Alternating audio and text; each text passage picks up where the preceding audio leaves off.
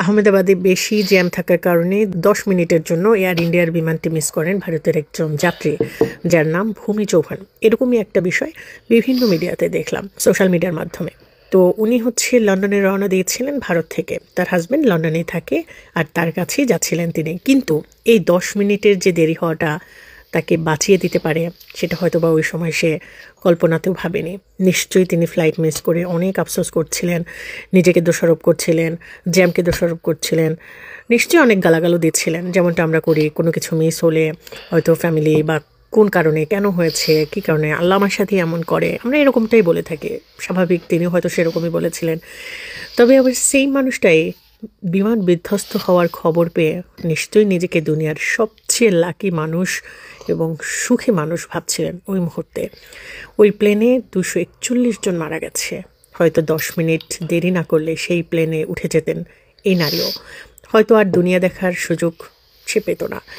তো চিন্তা করেন মানুষের কপাল, দুনিয়াটা অনেক ক্ষেত্রে এমনই, মনে হবে এটা পেলেই ভালো হতো, কিন্তু না পেলে হয়তো আরও ভালো হয়েছে সে খবর আমরা কিন্তু রাখি না বা সেটা বিশ্বাসও করি না।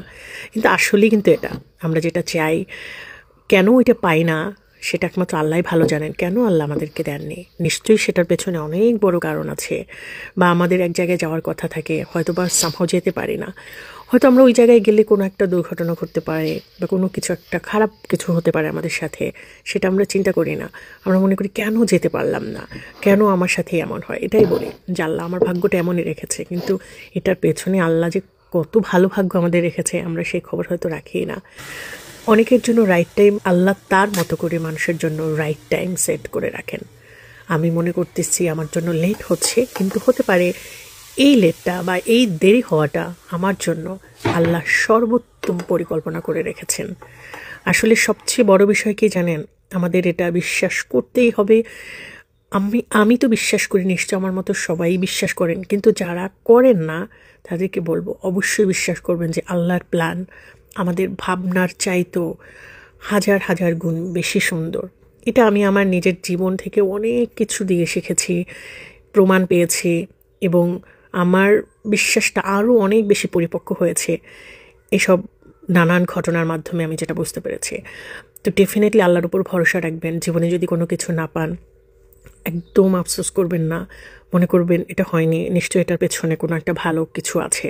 আল্লাহ হয়তো ভালো জানেন যেটা হলে হয়তো আমার জন্য ভালো হতো না, আমার ভবিষ্যৎটা আরও খারাপ হয়ে যাবে বা আমার ভবিষ্যৎটা আরও খারাপ হতে পারে, সে কারণেই হয়তো হয়নি। আপনি যখন এই বিশ্বাসটা রাখবেন তখন দেখবেন আপনার খারাপ লাগবে না, কষ্ট লাগবে না।